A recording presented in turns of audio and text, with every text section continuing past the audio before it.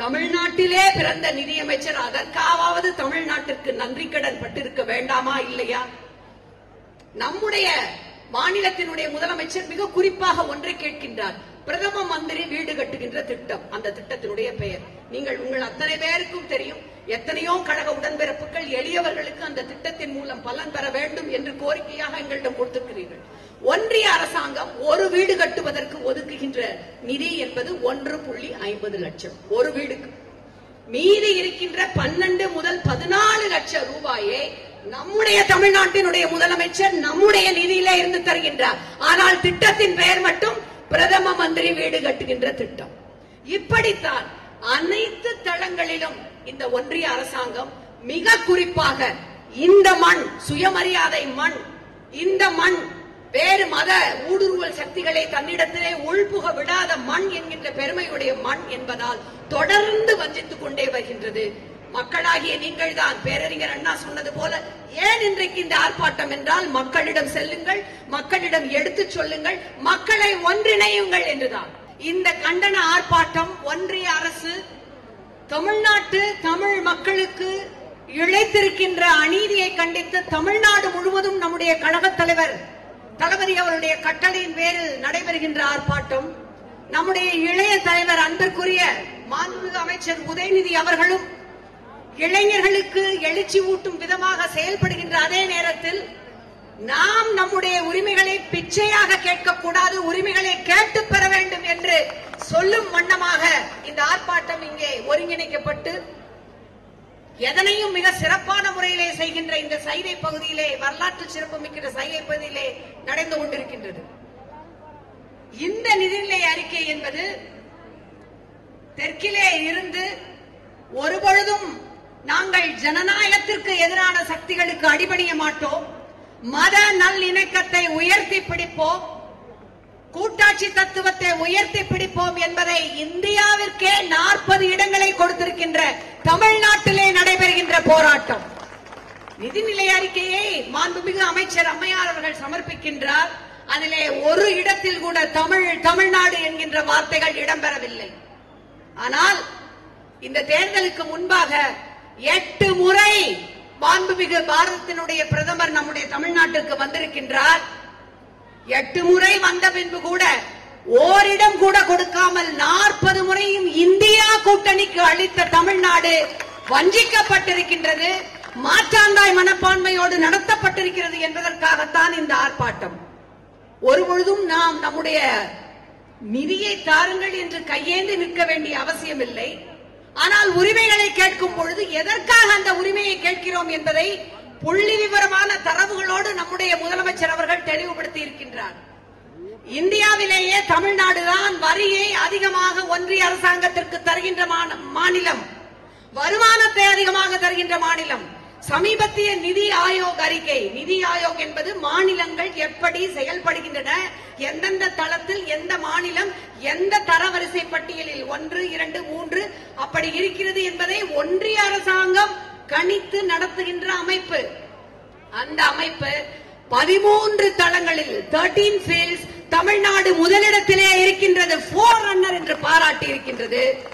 ஆனால் நமக்கான நிதி என்று வரும்பொழுது எந்த விதமான பெரிய ரயில்வே திட்டங்களோ, நெடுஞ்சாலை திட்டங்களோ, கோயம்புத்தூர் மதுரை மெட்ரோ திட்டங்களோ, எய்ம்ஸ் திட்டங்களோ எதுவுமே அறிவிக்கப்படவில்லை. நம்முடைய அண்டை மாநிலங்களுக்கு கொடுப்பது குறித்து நமக்கு வருத்தம் ஏதுமில்லை. ஆனால் இந்த நிதிநிலை அறிக்கையிலே 5 முறை பீகார் என்ற சொல்லையும் ஆந்திர பிரதேசம் என்ற சொல்லையும் நிதியமைச்சர் உச்சரித்திருக்கின்றார். தமிழ்நாடு என்று ஒரு முறை கூட உச்சரிக்கவில்லை. தமிழ்நாடு மட்டுமல்ல, கேரளா, கர்நாடகா முதலிய நம்முடைய இந்த மாநிலங்கள், தெலுங்கானா, இந்த மாநிலங்களின் பெயரே உச்சரிக்கப்படவில்லை. ஏனென்றால் தெற்குதான் அவர்களுக்கு எப்போதும் சிம்ம சொப்பனமாக இருக்கின்றது.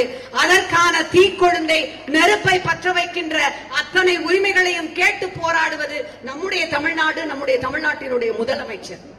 இந்த தென்சென்னை தொகுதியை எடுத்துக் கொள்ளுங்கள். தென்சென்னை தொகுதி மட்டுமல்ல, சென்னையே வெள்ளத்திலே மூழ்கி தத்தளித்த நேரத்திலே பல தடவை மாண்புமிகு அமைச்சர்கள் வந்தார்கள், பார்வையிட்டு சென்றார்கள்.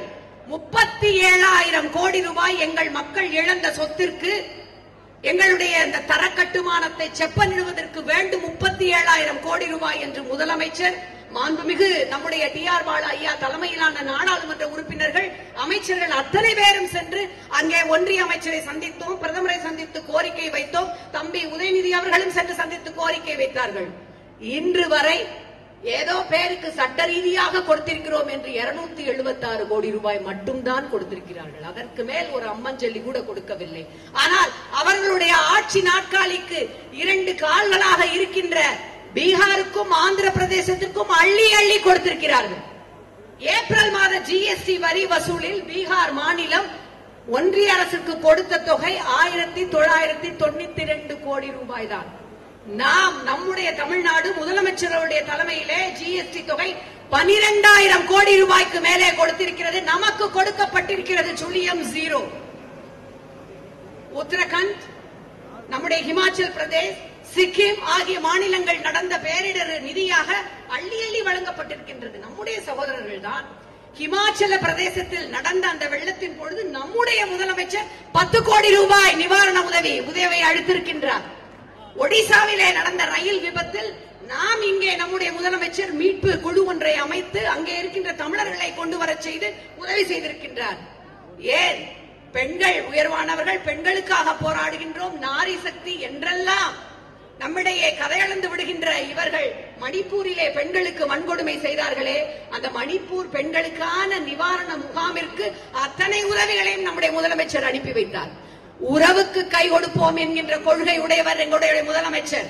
ஆனால் உரிமை என்று வரும் பொழுது அங்கு கொடுக்கின்ற கை, அள்ளி கொடுக்கின்ற கை இங்கே ஏன் கிள்ளி கூட கொடுக்கவில்லை என்றுதான் நாங்கள் கேட்கின்றோம்.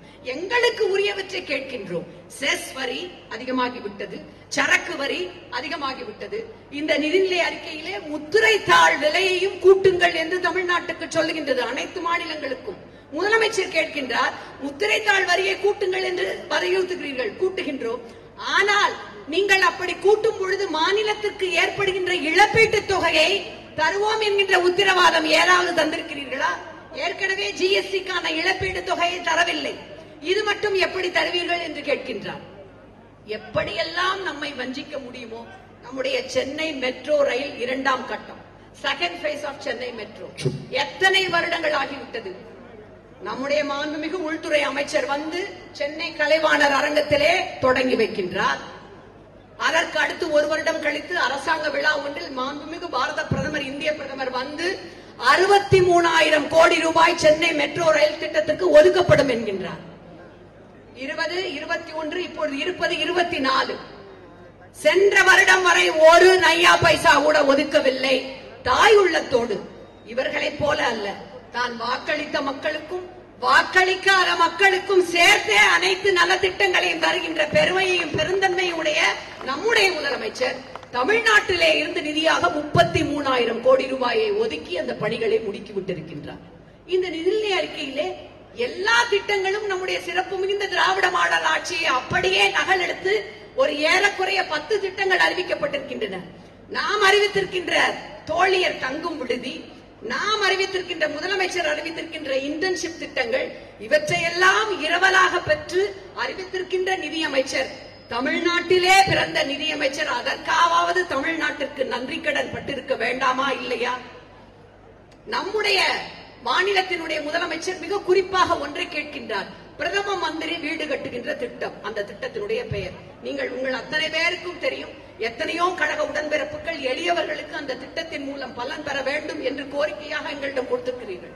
ஒன்றிய அரசாங்கம் ஒரு வீடு கட்டுவதற்கு ஒதுக்குகின்ற நிதி என்பது 1.50 லட்சம் ஒரு வீடுக்கு.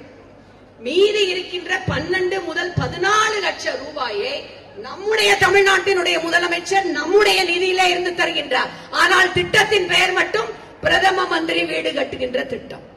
இப்படித்தான் அனைத்து தளங்களிலும் இந்த ஒன்றிய அரசாங்கம், மிக குறிப்பாக இந்த மண் சுயமரியாதை மண், இந்த மண் வேறு மத ஊடுருவல் சக்திகளை தன்னிடத்திலே உள்புக விடாத மண் என்கின்ற பெருமையுடைய மண் என்பதால் தொடர்ந்து வஞ்சித்துக் கொண்டே வருகின்றது.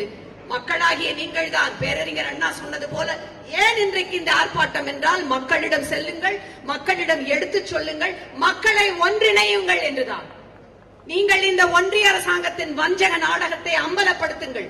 தமிழ்நாடு தொடர்ச்சியாக தொழில் துறையிலே, பெண்களுக்கான முன்னேற்ற துறையிலே, கல்வித்துறையிலே முன்னணி வகிக்கின்றது. இவர்கள் பெண்கள் முன்னேற்றம் என்று சொல்லி நம்முடைய மன்ரேகா 100 நாள் திட்டத்திற்கான நிதியுதவியை அப்படியே நிறுத்திவிட்டார்கள். 100 நாள் திட்டம் நடைபெறாமல் இன்றைக்கு பல தாய்மார்கள் புலம்புவதற்கு காரணம் ஒன்றிய அரசாங்கம் நிதியை அப்படியே நிறுத்திவிட்டதுதான். அதனால்தான் நான் சொன்னேன், இவர்கள் படிப்பது ராமாயணம், ஆனால் இடிப்பது பெருமாள் கோயில் என்று. ஒன்றை மறந்துவிட வேண்டாம், தமிழர்களாகிய நமக்கு என்று தனியே தமிழன் என்றொரு இனம் உண்டு. அவர்களுக்கெல்லாம் தனித்ததொரு குணம் உண்டு. அந்த குணம் என்னவென்றால், எப்பொழுதும் நாங்கள் உறவுக்கு கை கொடுப்போம், அண்டை மாநிலங்களோடு சகோதர உணர்வோடு பழகுவோம், ஒன்றிய அரசாங்கத்திடம் உண்மையிலேயே அதற்கான அளவிற்கான மரியாதையோடு அதற்கான அளவான உறவோடு எப்பொழுதும் பழகுவோம். ஆனால் உரிமை என்று வந்துவிட்டால் ஒருபொழுதும் ஒரு கிஞ்சித்து கூட விட்டுக் கொடுக்க மாட்டோம். அதனை போராடி பெறுவோம். அந்த வகையிலே இந்த நிதிநிலை அறிக்கை தமிழ்நாட்டு மக்களை, தமிழர்களை வஞ்சிக்கின்ற அறிக்கை. எங்களிடமிருந்து நிதியை வசூலித்து விட்டு, எங்களிடம் இருந்து வரியை வசூலித்து விட்டு திரும்ப நாங்கள் கேட்கின்ற உரிமையான நிதி பகிர்வை உடனடியாக தாருங்கள். பக்குவமாக சொல்லிவிட்டோம், பகிர்ந்தளிக்க மனமில்லையா என்று பக்குவமாக எங்களுடைய முதலமைச்சர் கேட்கின்றார். அவருடைய குரல் தமிழ்நாட்டின் குரல் மட்டுமல்ல, இந்தியாவிலே இருக்கின்ற எதிர்க்கட்சிகள் ஆளுகின்ற அனைத்து மாநில மக்களின் குரல், அனைத்து மாநில மக்களின் உரிமை குரலாக இன்றைக்கு இங்கே தமிழ்நாடு முழுவதும் ஒலிக்கின்ற நம்முடைய முதலமைச்சருடைய குரலை நாம் வலுப்படுத்துவோம். நம்முடைய உரிமைகளுக்கான போராட்டத்தை, திமுக கழகத்தினுடைய இந்த கண்டன ஆர்ப்பாட்ட போராட்டத்தை மிக மிக வலுவோடு இன்னமும் அவருடைய கட்டளைகளை கேட்டு எடுத்துச் சொல்வோம். நன்றி, நன்றி. இந்த வீடியோ உங்களுக்கு பிடிச்சிருந்தா ப்ளீஸ் லைக் அண்ட் ஷேர் பண்ணுங்க. மறக்காம எங்க சேனலை சப்ஸ்கிரைபும் பண்ணுங்க.